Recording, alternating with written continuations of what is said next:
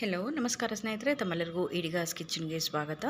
ಇವತ್ತಿನ ರೆಸಿಪಿಲಿ ಮಾವಿನಕಾಯಿ ರಸಮನ್ನು ಯಾವ ರೀತಿ ಮಾಡ್ಕೋಬೋದು ಅನ್ನೋದನ್ನು ತೋರಿಸ್ಕೊಡ್ತಾ ಇದ್ದೀನಿ. ಮಾವಿನಕಾಯಿ ರಸಮ್ ಅಥವಾ ತಂಬುಳಿ ಅಂತಲೇ ಹೇಳ್ತೀವಿ. ಇದನ್ನು ತುಂಬಾ ಸುಲಭವಾಗಿ ಯಾವ ರೀತಿ ಟೇಸ್ಟಾಗಿ ಈ ಸಮರಲ್ಲಿ ಬೆಸ್ಟ್ ಅಂತಲೇ ಹೇಳ್ಬೋದು. ಈ ರೆಸಿಪಿ ತುಂಬಾ ಚೆನ್ನಾಗಿರುತ್ತೆ, ಹಾಗೆ ಈಸಿಯಾಗಿ ಯಾವ ರೀತಿ ಮಾಡ್ಕೋಬೋದು ಅನ್ನೋದನ್ನು ತೋರಿಸ್ಕೊಡ್ತಾ ಇದ್ದೀನಿ. ಈಗ ಮಾವಿನ ಹಣ್ಣಿನ ಸೀಸನ್ ಆಗಿರೋದ್ರಿಂದ ಮಾವಿನಕಾಯಿ ಎಲ್ಲ ಕಡೆ ಸಿಗುತ್ತೆ. ತೋತಾಪುರಿ ಮಾವಿನಕಾಯಿನೂ ತೊಗೋಬೋದು, ಅಥವಾ ನೀವು ಯಾವುದೇ ಹುಳಿ ಇರುವಂಥ ಮಾವಿನಕಾಯಿ ಕೂಡ ತೊಗೋಬೋದು. ಅದನ್ನು ಒಂದು ಮಾವಿನಕಾಯಿ ತೊಗೊಂಡು ಒಂದು ಕುಕ್ಕರ್ಗೆ ಸ್ವಲ್ಪ ನೀರು ಹಾಕ್ಕೊಂಡಿದ್ದೀನಿ. ನೀವು ಕುಕ್ಕರ್ ಬೇಡ ಅಂತ ಅಂದರೆ ಹಾಗೆ ಕೂಡ ಬೇಯಿಸ್ಕೋಬೋದು. ಒಂದು ಕುಕ್ಕರ್ಗೆ ಸ್ವಲ್ಪ ನೀರು ಹಾಕಿಬಿಟ್ಟು ಒಂದು ಹುಳಿ ಮಾವಿನಕಾಯಿನ ತೊಗೊಂಡಿದ್ದೀನಿ. ಹಾಗೆ ಒಂದು 3-4 ಹಸಿಮೆಣಸಿನ್ಕಾಯಿ ಹಾಕಿದ್ದೀನಿ. ಹಸಿಮೆಣಸಿನ್ಕಾಯಿ ಬೇಡ ಅನ್ನೋರು ಒಣಗಿರೋ ಮೆಣಸಿನ್ಕಾಯಿ ನೆಕ್ಸ್ಟಲ್ಲಿ ಹಾಕೋಬೋದು. ಇವಾಗ ಬರೀ ಮಾವಿನಕಾಯಿ ಮಾತ್ರ ಬೇಯಿಸ್ಕೋಬೇಕಾಗತ್ತೆ. ನಾನು ಹಸಿಮೆಣಸಿನ್ಕಾಯಿ ಹಾಕೋದ್ರಿಂದ ಅದ್ರ ಜೊತೆಗೆ ಹಾಕಿಬಿಟ್ಟು ಚೆನ್ನಾಗಿ ಬೇಯಿಸ್ತಾ ಇದ್ದೀನಿ. ಒಂದು 2 ವಿಷಲ್ ಬಂದಾಗಿದೆ ನೋಡಿ. ಇವಾಗ ಚೆನ್ನಾಗಿ ಇದ್ರದ್ದು ತಿರುಳೆಲ್ಲ ತಕ್ಕೊಂಬಿಡೋಣ.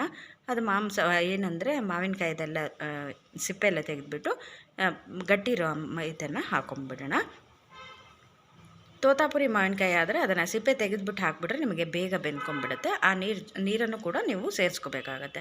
ಇವಾಗ ನೋಡಿ ಇದನ್ನೆಲ್ಲ ಚೆನ್ನಾಗಿ ಸ್ಮ್ಯಾಶ್ ಮಾಡ್ಕೊಂಬಿಡೋಣ. ಚೆನ್ನಾಗಿ ಕಿವುಚ್ಬಿಟ್ಟು ಮೆಣಸಿನ್ಕಾಯಿ ಕೂಡ ಕಿವುಚಬೇಕಾಗುತ್ತೆ. ಕೈಯೆಲ್ಲ ಕಿವುಚ್ಬಿಟ್ಟು ತೆಗಿಬೋದು. ಹಾಗೆ ಇಲ್ಲ ಸ್ಮ್ಯಾಶರ್ ಇದ್ದರೆ ಅದರಲ್ಲೂ ಕೂಡ ನಾವು ತೆಗಿಬೋದು. ಹಾಗೆ ಇವಾಗ ಅದನ್ನೆಲ್ಲ ತೆಗೆದುಬಿಟ್ಟು ಸಿಪ್ಪೆ ಸಮೇತ ತೆಗೆದಿದ್ದೀನಿ.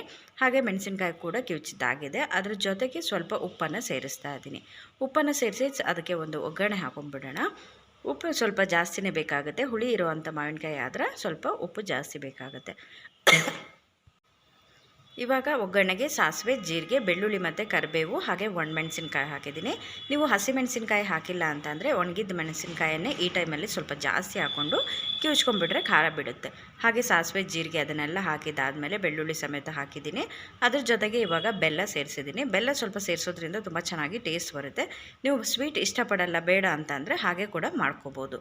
ಹಾಗೆ ನೋಡಿ ಇವಾಗ ಚೆನ್ನಾಗಿ ಕಿವುಚಿದ್ದಾಗಿದೆ. ಯಾವುದೇ ರೀತಿಯ ಮಾವಿನಕಾಯಿ ತಿರುಳು ಕೂಡ ಇಲ್ಲ. ಅದನ್ನೆಲ್ಲ ನೀಟಾಗಿ ತೆಗೆದಿದ್ದಾಗಿದೆ. ಸ್ಮ್ಯಾಶ್ ಮಾಡಿದ್ದು ಕೂಡ ಆಗಿದೆ. ಇವಾಗ ಮಾವಿನಕಾಯಿ ತಂಬುಳಿ ರೆಡಿ ಆಗಿದೆ ರಸಮ್. ಇವಾಗ ಬಿಸಿ ಅನ್ನದ ಜೊತೆಗೆ ಮಾವಿನಕಾಯಿ ತಂಬುಳಿ ತುಂಬಾ ಚೆನ್ನಾಗಿ ಟೇಸ್ಟ್ ಕೊಡುತ್ತೆ. ಹಾಗೆ ಇವಾಗ ಮಾವಿನ ಹಣ್ಣಿನ ಸಾಸಿವೆ ಜೊತೆಗೆ ಹಾಗೆ ಮಾವಿನಕಾಯಿ ಉಪ್ಪಿನಕಾಯಿ ಹಾಗೆ ಮಾವಿನಕಾಯಿ ತಂಬುಳಿ ಇದು ಮೂರನ್ನು ಹಾಗೆ ಸರ್ವ್ ಮಾಡ್ತಾ ಇದ್ದೀನಿ. ತುಂಬಾ ಚೆನ್ನಾಗಿ ಟೇಸ್ಟ್ ಇರುತ್ತೆ. ನೀವು ಬೇಳೆ ದಾಲ್ ಆ ಥರ ಎಲ್ಲ ತಿಂದ್ಬಿಟ್ಟು ಬೇಜಾರಾದವಾಗ ಈ ರೀತಿ ಒಂದು ಕುಡಿಯೋದಕ್ಕೂ ಕೂಡ ಮಾಡ್ಕೋಬೋದು, ಅಥವಾ ವೈಟ್ ರೈಸಿಗೂ ಕೂಡ ಮಾಡ್ಕೋಬೋದು. Thank you for watching my video.